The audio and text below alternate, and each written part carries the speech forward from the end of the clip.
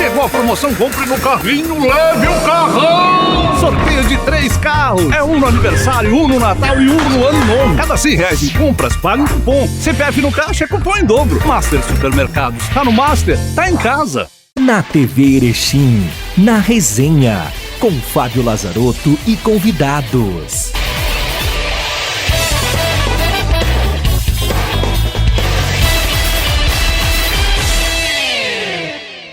Olá amigos, sejam todos muito bem-vindos. Estamos no ar com o programa Na Resenha aqui na TV Erechim, canal 26 e 526 da NET. Agradecendo você, telespectador, que acompanha o nosso programa em 2 edições inéditas na semana. Nas segundas e sextas-feiras, os programas que vão ao ar sempre às 21 horas e 30 minutos. O programa Na Resenha tem o patrocínio do Master Supermercados, tá no Master, tá em casa, Andretta Transformando Horizontes e Express Factoring Câmbio e Seguros. A melhor opção em crédito, câmbio e seguros para você e sua empresa. Na Rua Itália, 277, Sala 5.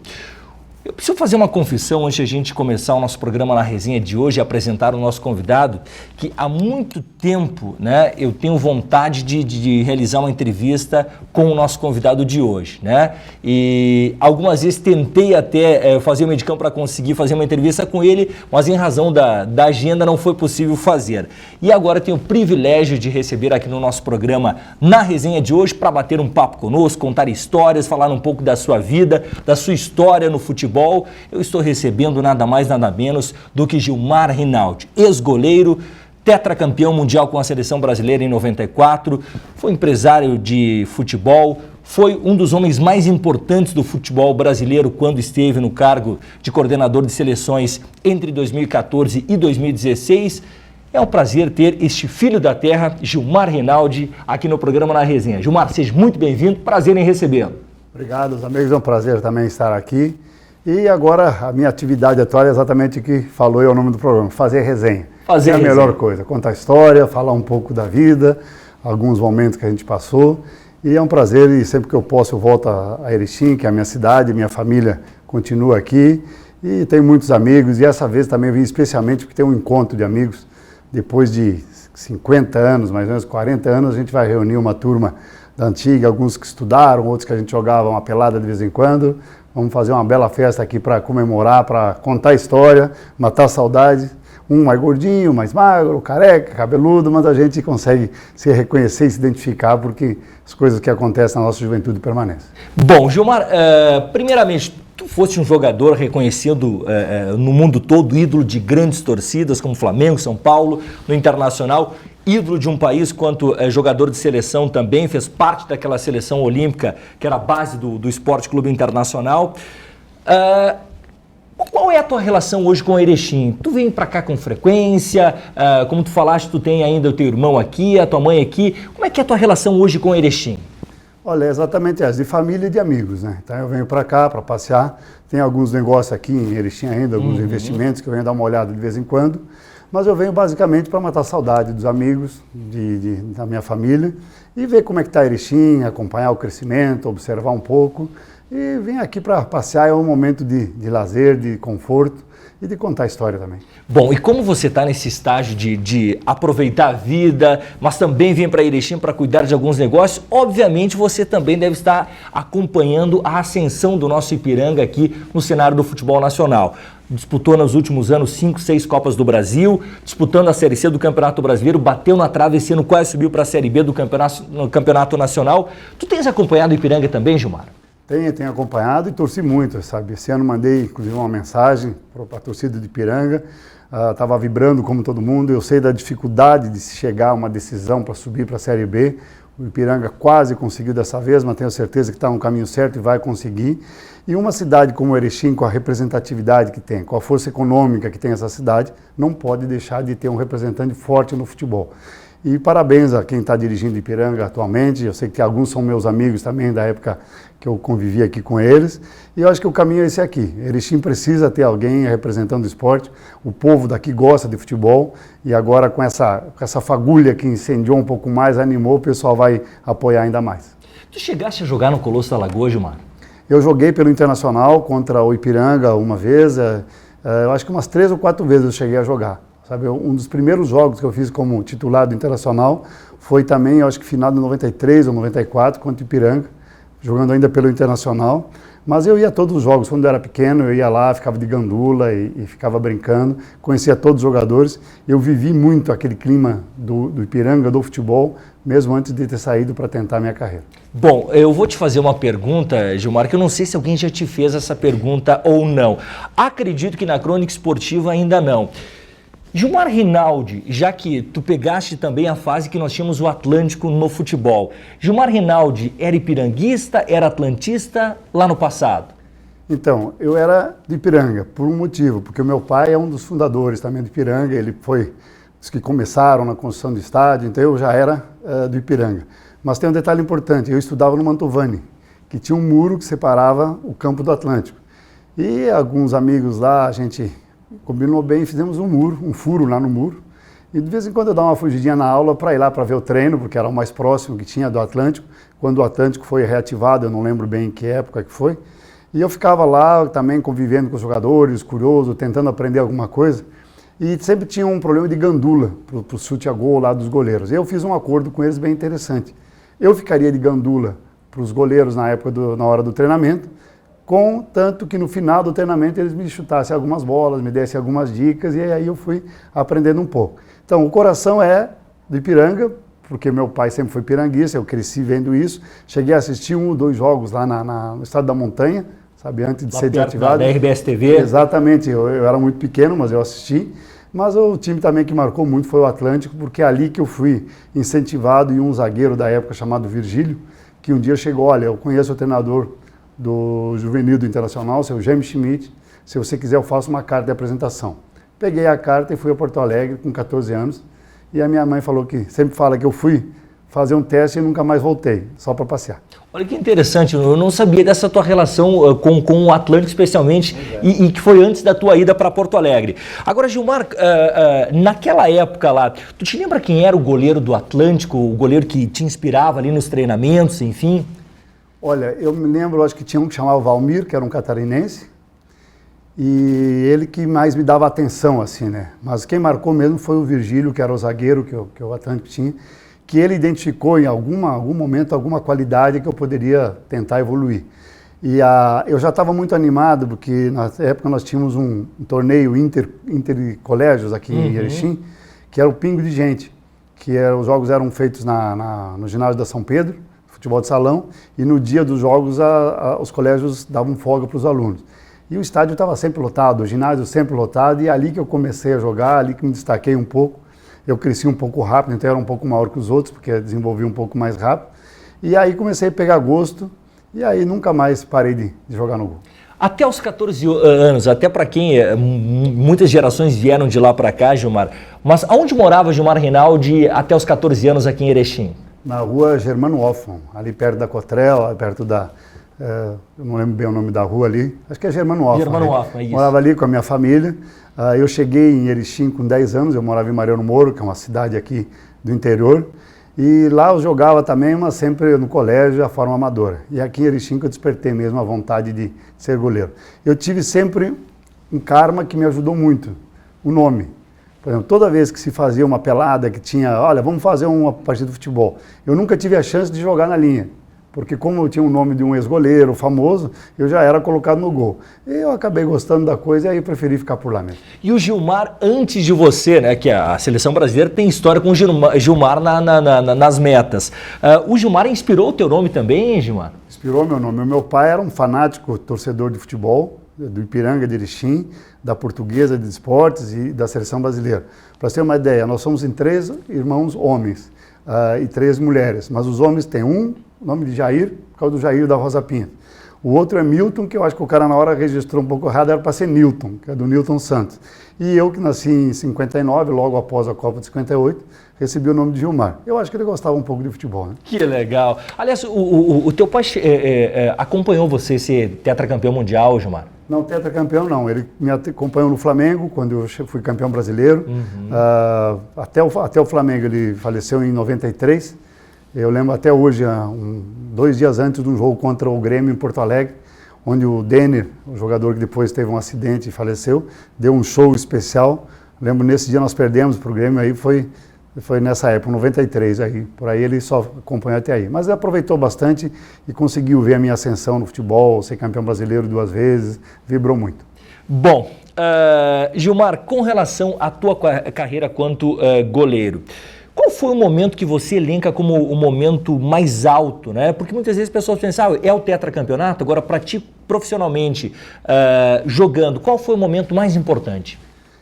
Eu acho que foi o momento da Olimpíada de Los Angeles, em 84, porque era um momento da transição. O Benítez, goleiro do Internacional, tinha sofrido um acidente, um jogo, e aí eu comecei a jogar e logo em seguida a gente fez um torneio para o Japão. E lá eu fui muito bem, fui escolhido o melhor jogador do torneio, e logo após chegando no Brasil tivemos a notícia que nós iríamos representar a seleção brasileira na Olimpíada. Eu era um desconhecido, eu era um menino que estava tentando a vida no futebol, treinando todos os dias no Internacional, tinha feito alguns jogos já, mas ainda sem nenhuma representação. A Olimpíada, sim, a Olimpíada nós formamos, faltando 15 dias para começar, foi desfeita uma seleção, reconvocada a outra como internacional, como base, e aí que tudo aconteceu, porque na Olimpíada eu fui muito bem, teve um jogo nas semifinais contra o Canadá, que foi para os pênaltis, eu peguei 2 pênaltis, tive uma atuação muito boa durante o jogo, e aí eu comecei a ser conhecido. Aí eu acho que foi o momento mais importante. Não foi o melhor em termos de representatividade, sabe? Eu tive outras fases muito boas, mas aquele sem dúvida foi que impulsionou minha carreira. E o momento mais difícil, Gilmar? Também no Internacional, um pouco antes de começar a jogar como titular, quando o Internacional tinha um treinador chamado Dino Sani, e aí num Grenal que nós tivemos, onde o Inter se preparou lá na montanha, lá em Gramado, naquelas pré-temporadas, treinamento duro, e o Grêmio vinha do Campeonato Mundial. E o Grêmio voando, um time muito bom, tranquilo, e nós com a musculatura toda travada, porque a gente estava treinando muito forte. Perdemos um Grenal de 4-2, eu acho que no Olímpico, e ele resolveu me responsabilizar por outros fatores que foram muito complicados e depois a diretoria acabou descobrindo e mandou ele embora em seguida. Eu não sabia desses fatos, e esse foi um momento muito difícil, porque eu de primeiro goleiro, depois de um jogo, passei para quinto novamente. Eu tinha esperado 10 anos para ser o primeiro goleiro. Então, aquele foi um momento muito difícil. Eu pensei em sair. E, na época, um diretor do Internacional chamava alguma coisa Feijó. O sobrenome dele era Feijó, não lembro o primeiro nome. Falou, olha, eu confio em você. Se você ficar, se você tiver confiança, eu seguro a onda e eu não deixo ele te mandar embora. Você vai ficar, porque nós confiamos muito que você vai ser o goleiro do Internacional. Então, aquele foi um grande momento de decisão. Eu, um pouco teimoso como eu sou, resolvi ficar e tudo aconteceu e a partir daí minha carreira deslanchou. Gilmar, com relação a colegas teus de trabalho do mundo da bola, no futebol, qual foi o melhor jogador que tu atuou? Melhor jogador? Olha que eu peguei gente boa, viu? Eu cheguei a pegar a seleção de 86, tinha Zico, Sócrates, Falcão, Toninho Cerezo, Oscar, essa galera toda, Leandro do Flamengo. E peguei várias gerações. Agora, eu acho que o melhor jogador que eu joguei no campo, sem dúvida nenhuma, é o Careca do Guarani, que depois foi para o São Paulo. Não chegou a ser campeão do mundo, mas era um fenômeno, era um jogador completo, ele era um velocista, chutava à esquerda, à direita, cabeceava muito bem e um líder nato, do jeito muito simples, mas ele liderava o time de uma forma muito fantástica. Joguei com Ronaldo Fenômeno, com... sei lá, tantos outros, mas esse...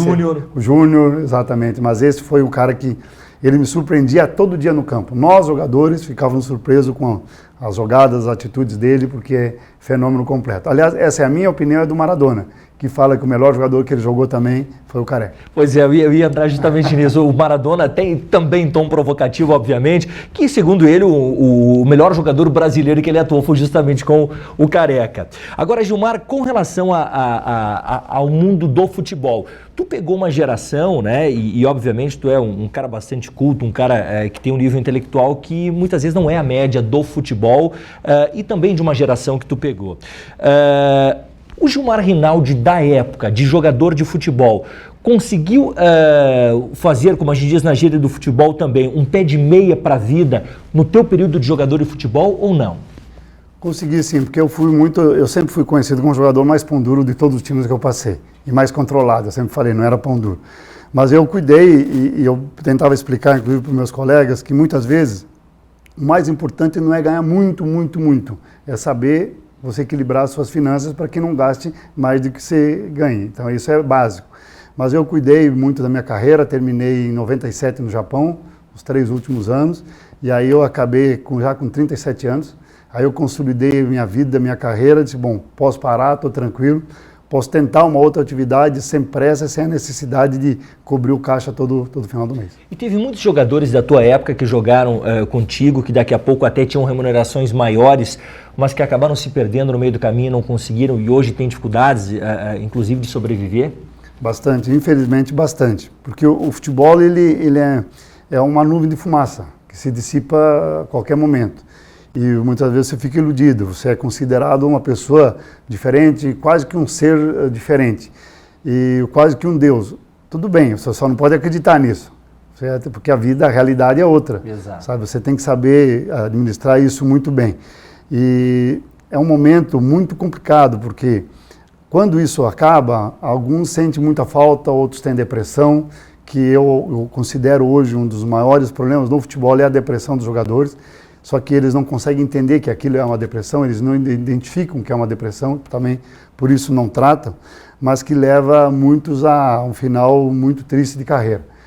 Infelizmente, a maioria, que eu acho que eu joguei, aconteceu isso, sabe? Teve hoje uma situação ou muito simples, muito limitada, ou uma situação mais desagradável de ter que estar vivendo muitas vezes, tentando fazer um jogo beneficente, alguma coisa para arrecadar algumas coisas para manter a vida com a família. Qual foi o momento que você elenca na tua carreira, Gilmar, como um momento que tu decidiu, bom, eu acho que é minha hora de parar de jogar, tu falou em 97 no Japão, tu veio se preparando quanto tempo antes de encerrar a tua carreira? Essa é uma coisa que eu sempre falo para as pessoas que me perguntam, e principalmente para os jogadores que eu trabalhava. Uhum. Eu me preparei para o dia que eu iria parar, no dia que eu comecei. Porque eu sabia que aquilo ia ter um início, um meio, um auge ou não, e um fim. Então eu desde aquele dia eu comecei a me preparar, pensando o que eu ia fazer, como eu ia fazer essa transição. E isso aconteceu no Japão em 97, eu tinha lá a possibilidade de renovar o contrato por mais 1 ou 2 anos lá com o time do Cerezo Osaka. Mas naquele momento eu já estava pensando há muito tempo o que eu iria fazer depois do futebol. Eu precisava mostrar para mim mesmo que eu saberia fazer alguma outra coisa a não ser jogar como goleiro. E aí eu comecei a preparar no Japão mesmo, na época começaram os computadores, a gente estava iniciando nessa matéria. Preparei um currículo e um trabalho de observação de jogos e apresentei para a CBF.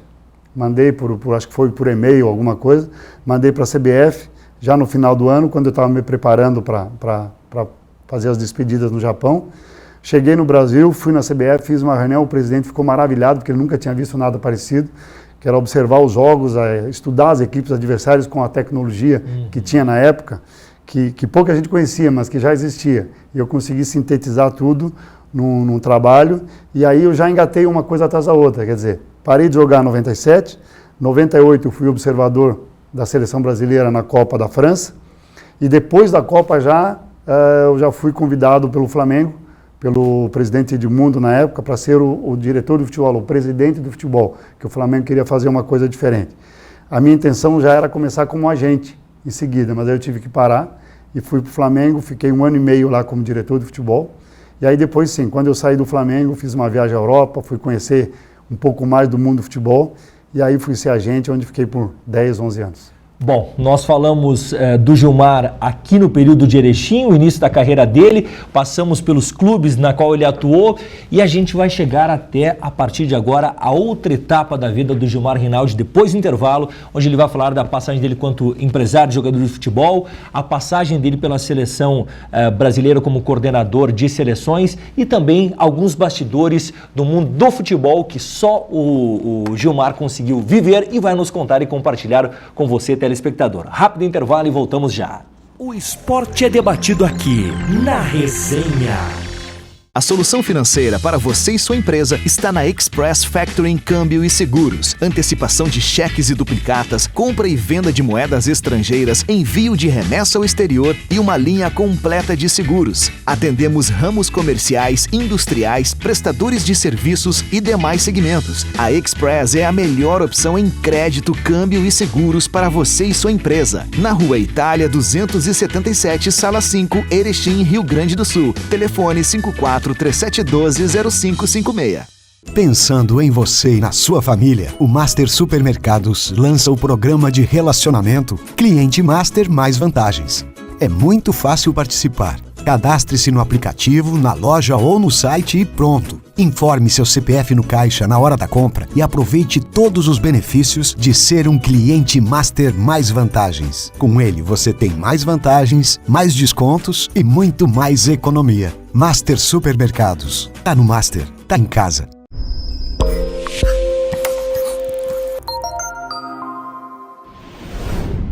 Voltamos a apresentar Na Resenha. Voltamos com o programa Na Resenha aqui na TV Erechim, canal 26 e 526 da NET.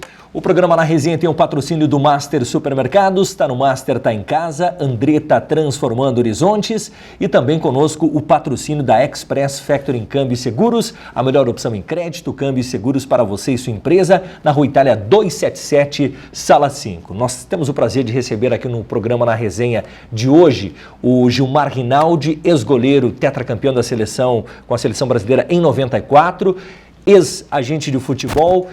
E a gente vai falar com o Gilmar, mas antes, Gilmar, modéstia à parte, nós estamos falando aqui de goleiro para goleiro. Eu sou goleiro de várzea e o Gilmar um goleiro tetracampeão mundial, né?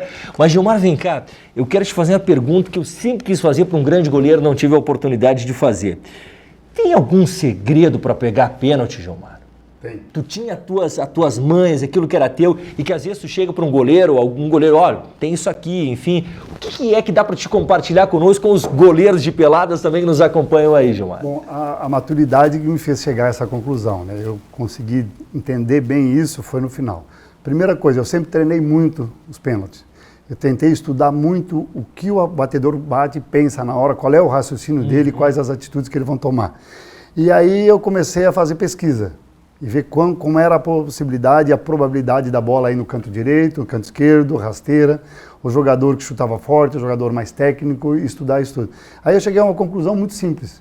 E isso aconteceu no Japão, com uma estatística que eu também não sabia, que quando eu fui no Japão em 95, todos os jogos empatados iam para a cobrança de pênalti, como uma época no Brasil aconteceu também. Então isso me deu a oportunidade de pegar muito pênalti, de treinar e exercitar essa modalidade. Mas o que eu cheguei à conclusão? Nós temos um gol que tem 7 metros e pouco de largura, e eu, sabendo um pouco das características do jogador, eu tinha uma intuição se ele ia chutar no canto esquerdo ou direito. Então eu dividi esse 100%, metade do gol 50% para cada lado, e desses 50%, 25% a chance de eu pegar ou não. Então eu tinha uma chance muito grande. E isso aconteceu muitas vezes, a frieza de não antecipar o movimento, não mostrar o atacante onde eu vou pular antes, sabe? Mas fazer com que ele fique um pouco abafado. E aí um segredinho assim que hoje dá para contar, que todo mundo fazia aquele balanço para o lado e eu fazia para frente. Eu dava uns 2, 3 passinhos para frente e escolhia o canto e aí ia com tudo. Força total no motor, porque se eu acertasse o canto, a chance de pegar era muito grande. A minha surpresa foi que o dia que eu fiz a última entrevista no Japão, o pessoal da TV japonesa veio me apresentar um relatório que eu também não sabia, que eu peguei 48% dos pênaltis que foram batidos contra mim no Japão. Olha só. Isso é uma coisa absurda. Eu também não acreditei, fui conferir os dados, mas foi o que aconteceu. Mas eu estudei muito todos os jogadores japoneses e no primeiro mês que eu cheguei no Japão, eu pedi para o meu intérprete lá na época, disse, olha, eu quero todos os pênaltis dos jogadores que estão atuando na J-League nos últimos 5 anos. Então, todos eles que bateram. Fiz uma edição por data. E aí eu chegava no jogo e eu tinha quase que certeza de onde ele ia bater. Quando eu peguei o primeiro e o segundo, e o primeiro foi contra o Bismarck, no meu segundo jogo, contra o Verdy Kawasaki, que era o maior time do Japão, no estádio lotado em Tóquio, aí os japoneses e os outros jogadores começaram a ficar preocupados. Pô, ele pegar pênalti. E isso me ajudou muito, porque o medo fazia com que eles fizessem... o batedor, né? Intimida, e ele buscava fazer sempre o pênalti melhor batido que ele teve na carreira. E eu tinha isso tudo em vídeo. Então eu já sabia qual era a atitude dele. Na verdade, ficou muito fácil para antecipar. Porque quanto mais a minha fama de pegador de pênalti acontecia, mais eu tinha certeza que ia pegar, porque ele ia fazer aquele movimento. E aconteceu isso e eu quebrei lá, o Leonardo tinha um recorde de não ter perdido nenhum pênalti, o Leonardo brasileiro eu peguei. Num jogo contra o Yokohama Marinos, que era um time de argentinos, eu peguei 3 pênaltis dos 3 argentinos. Então fiz sucesso nisso e o segredo é isso, estudo, treinamento e muita calma na hora que ele vai bater. Você tem que sair no momento que ele bate na bola, não dê chance para que ele mude. E aí quando vai com tudo, não tenha vergonha de que se a bola vai para um lado, você vai se esborrachar do outro, não tenha vergonha. Porque se você acertar, você vai pegar. Mesmo aquela bola que vai na rede do lateral ali, se o cara vai com tudo, a probabilidade de pegar é... Olha, aquela já é mais difícil, é um pouquinho mais difícil, né? Mas também é muito mais difícil para ele colocar lá. Eu Exato. quero ver. Se ele tiver essa precisão toda, parabéns, né? Mas se não tiver, a gente vai dar um trabalho para ele. Bom, Gilmar, com relação a goleiros, para a gente encerrar esse assunto aqui dentro de campo, que tu atuou, qual foi o goleiro que era a tua referência e depois como colega de trabalho, né, de meta, qual foi o maior goleiro que tu jogou ao lado? Sem dúvida nenhuma, o Benítez, do Internacional, que foi quem me ajudou muito, juntamente com o Schneider, que era o treinador de goleiro da época. O Benítez, ele era um pouco pesadinho, tinha umas gordurinhas a mais, então ele treinava um pouco a mais que os outros. Na segunda-feira, no dia de folga, eu era da base e ele viu que eu queria muito aprender e treinar, então ele me chamava, nós íamos ao Beira-Rio, quando não tinha ninguém, nós dois, fazer treinamentos lá e ele realmente me ensinou muita coisa. Ele tinha uma característica fantástica, ele era um goleiro grande, forte, muito forte, mas com uma velocidade incrível. O deslocamento dele era desproporcional ao tamanho dele. E eu buscava sempre entender como ele fazia esses movimentos. E foi o cara que me ajudou muito, impulsionou a minha carreira e foi o meu mestre ali, em todos os sentidos, porque a gente virou amigo, virou parceiro. Então ele me ensinou dentro do campo, fora do campo, a vida como é, e tive uma boa lição com ele. Alisson é mesmo o melhor goleiro do mundo? Sem dúvida nenhuma hoje. E isso é um orgulho para nós, ex-goleiros ou todos os goleiros em atividade, que o goleiro brasileiro, há 30 anos, ele não tinha prestígio nenhum. Aliás, ele era um pouco satirizado no mundo. E hoje, entre os 3 melhores goleiros do mundo, nós temos 2 brasileiros, o Alisson e o Ederson. E o Alisson, a chegada dele na seleção, na primeira semana, todos os jogadores já identificaram ele como um grande líder, uma grande personalidade e um goleiro totalmente diferente. Por ser goleiro e ter ainda muitas relações no meio do futebol com profissionais da bola, Gilmar, quem é que a gente pode apontar? Porque a gente ouve muito se falar na base, né, e o Tafarel volta e meia dá alguns depoimentos também, que se diz que o Daniel, goleiro do Internacional, promessa do novo Alisson, o próprio Felipe Metiolaro do Grêmio também, a promessa do novo Alisson. O Gilmar apontaria algum novo Alisson aí que você vê ou até não acompanhar diariamente fica um pouco mais difícil de fazer uma avaliação? Fica um pouco mais difícil porque atualmente eu não estou vendo esses jogos desses goleiros que estão começando. Mas eu já deixaria uma dica de cara já. Jamais deixe ser comparado com o novo Alisson. Ou tanto um como o outro, eles têm que ser eles mesmos. Tem que ter luz própria, né? E não tem que tentar ser o novo Alisson, o novo Gilmar, o novo Zé, Tafarel. Sejam eles com o seu estilo, e a comparação é muito complicada, porque ela acaba em algum momento prejudicando e tendo uma cobrança que não é justa. Eu acho que cada um tem que buscar o seu caminho. Nós temos hoje ótimos goleiros sendo formados. Mudou o perfil do goleiro. O goleiro hoje tem, quase todos eles têm 1,90 m. Eu seria considerado um goleiro baixo hoje, eu tenho 1,84 m. O Tafarel mais ainda, porque ele é mais baixo que eu. Mas esse perfil, eles são rápidos, são atléticos e são muito bons. O Zete hoje tem uma escola de goleiro em São Paulo, que chama Fechando o Gol, que produz tanto para goleiros amadores, treinamentos, como para meninos que querem começar. E a grande surpresa foi que esses dias o goleiro que ganhou o campeonato Sub-17 no Brasil, ele postou uma foto desse menino com 6 anos na escolinha dele, aprendendo os movimentos. Eu acho que esse é o segredo. É começar cedo, treinar, treinar, treinar. Esse é o que tem que fazer o goleiro. Gilmar, em 2014 você foi convidado para coordenar a seleção, né, junto à CBF.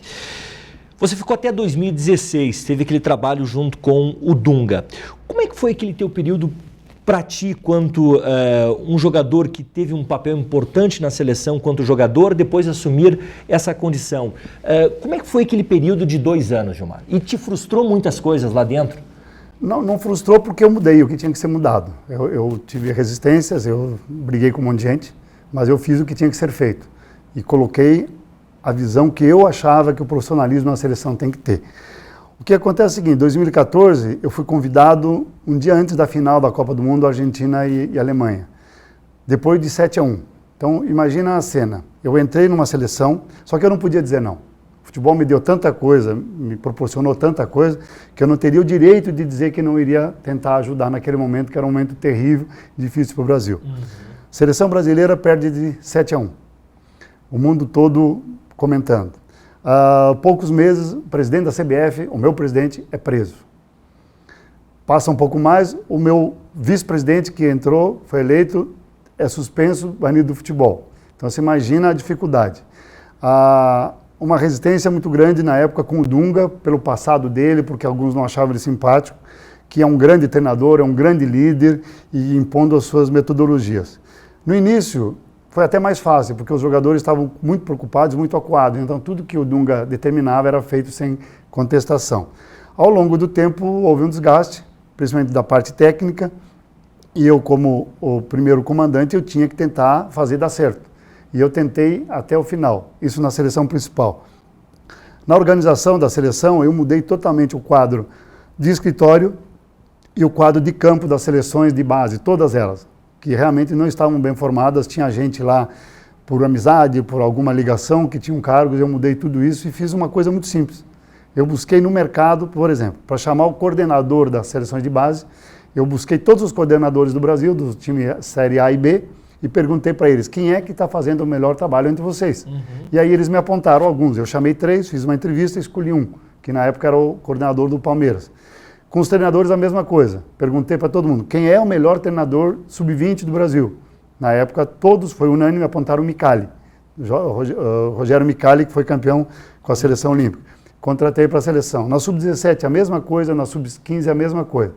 E quer dizer, arrumei toda essa estrutura de campo, tirando muitos vícios que eu conhecia muito bem, porque eu joguei lá há muito tempo, seleção, eu tinha um conhecimento muito grande de bastidor, então eu sabia quem era quem, não iam me passar uma conversa porque eu conhecia muito bem. E no escritório também, na parte de administração, fiz as mudanças que tinha feito, chegou o momento, o presidente na época queria trocar já o Dunga, as opções que ele me deu eu não aceitei, eu falei que só poderia ser trocado pelo Tite, pelo momento, do Tite, até porque a imprensa toda queria, o povo todo queria, e aí ele não quis até o momento que chegou, perdemos do Peru na Copa América, e aí ele desfez toda aquela comissão técnica e eu saí junto. Saí feliz, tranquilo, com o dever cumprido, e toda a minha estrutura que eu montei está hoje lá na seleção, acoplada com as pessoas que o Tite levou depois quando foi contratado, mas a base toda ainda é aquela e me sinto orgulhoso com isso. Já ganhamos um campeonato sub-17, ganhamos uma Olimpíada e a estrutura está montada para as próximas competições. É mito ou é verdade que há muita influência de empresários na CBF? Não era mito, mas na minha época, 2 anos, tenho a certeza absoluta que não teve nenhuma. Tive muitos problemas. Tive relatórios que eu passei para o presidente e tudo era comunicado oficialmente. Eu tive várias aproximações comigo, com os treinadores, de gente tentando fazer alguma coisa que não é o fair play do futebol. E eu sempre pedi, documentei isso e levei ao presidente. Ele sabe de todos os casos que aconteceram. Posso te garantir que em 2 anos lá eu peguei pesado. Como é que você avalia o trabalho do Tite atualmente e o trabalho da CBF, que agora está sob comando do Rogério Caboclo? A CBF mudou o presidente, está buscando uma linha diferente, é um passado um pouco complicado que eles estão tentando mudar e eu tenho certeza que aos poucos ele vai conseguir colocar o seu estilo, a sua personalidade e fazer com que a CBF mude um pouco essa imagem, que já está mudando, mas que melhore ainda mais. O trabalho do Tite, ele está ali. O Tite, eu acho que em alguns momentos ele se perdeu porque ele está querendo catequizar o torcedor e não treinar o time. Essa é a minha crítica a ele. Mas ele tem as qualidades certas, eu espero que ele busque e encontre o equilíbrio certo para fazer o que ele sabe fazer, que é treinar o time de futebol. Você acredita que o Tite será o treinador da Copa de 2022, Gilmar, ou você acredita que, em razão até de certo contestamento que está se tendo o Tite, que antes não tinha, né, antes da Copa do Mundo e depois da Copa passou a se ter, mesmo ganhando agora a Copa América, há muitas contestações com relação ao trabalho do Tite. O Tite vai ser o treinador da Copa de 2022 ou não? Ele vai ter que trabalhar bem ir lá e convencer com resultados no campo que tem que ser. Porque o que aconteceu, na minha opinião, havia uma unanimidade quando o Dunga saiu. Todo mundo achou que o Tite seria a resolução de todos os problemas. E ele entrou, conseguiu ótimos resultados, conseguiu a classificação, até a classificação da Copa do Mundo. E depois ele se manteve. Mas o que me assusta um pouco é que essa unanimidade é o contrário hoje. E eu percebo na imprensa, no povo, e ele também, o treinador de seleção tem a obrigação de saber lidar com isso. Vai depender da habilidade dele lidar com isso, que é difícil, mas é aí que se formam os campeões, né? Você tem que saber lidar com essa adversidade, de ter essa opinião pública contra, a imprensa contra, acreditar na sua metodologia e achar que aquilo vai dar certo e levar em frente. Gilmar, apesar dos problemas extracampo, da série de lesões, o Neymar ainda é o principal jogador e num eventual título de Copa do Mundo do Catar, passa pelos pés do Neymar? Eu acho que não passa pelos pés deles, mas nós temos alguém que poderia ser o melhor jogador do mundo e muito diferencial na seleção. Ele só não está jogando na seleção, ele não está conseguindo no campo mostrar tudo isso. Agora, sem dúvida o talento que ele tem, há muito tempo não aparecia um jogador com as qualidades que ele tem. Espero também que ele encontre o equilíbrio dele, que eu não sei qual é, se é mais para cá ou para lá, mas que ele encontre o equilíbrio para desenvolver isso. Nós precisamos muito dele. O Brasil pode ser campeão sem ele? Pode.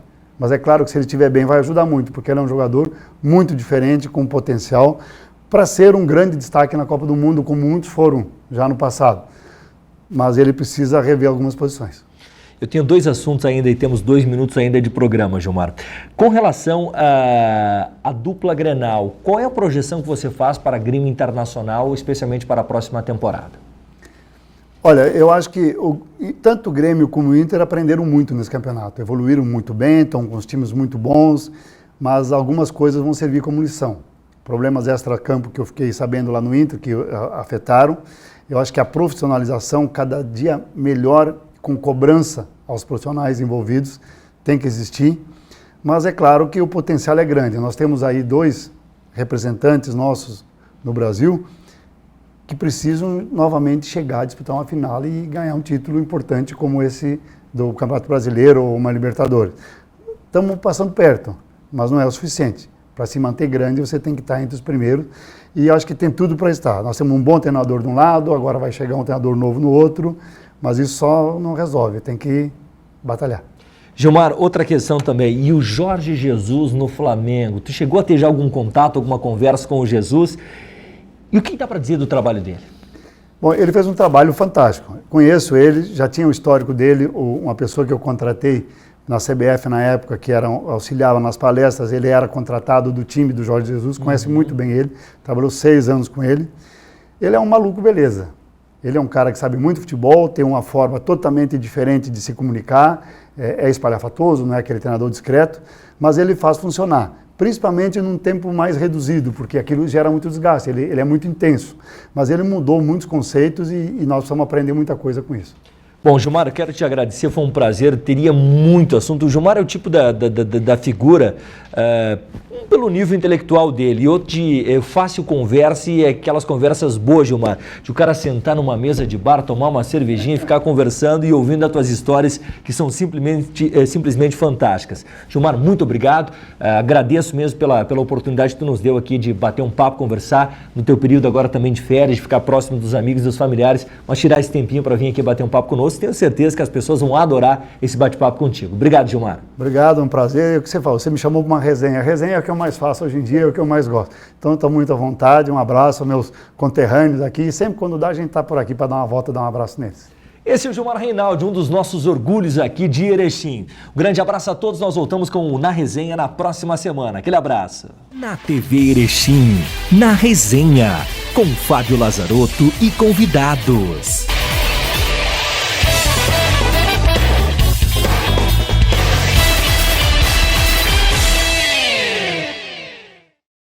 Chegou a promoção Compre no Carrinho, leve o carrão! Sorteio de 3 carros. É um no aniversário, um no Natal e um no Ano Novo. Cada R$100 em compras, paga um cupom. CPF no caixa é cupom em dobro. Master Supermercados. Tá no Master, tá em casa. A solução financeira para você e sua empresa está na Express Factoring Câmbio e Seguros. Antecipação de cheques e duplicatas, compra e venda de moedas estrangeiras, envio de remessa ao exterior e uma linha completa de seguros. Atendemos ramos comerciais, industriais, prestadores de serviços e demais segmentos. A Express é a melhor opção em crédito, câmbio e seguros para você e sua empresa. Na Rua Itália 277, Sala 5, Erechim, Rio Grande do Sul. Telefone 54 3712 0556.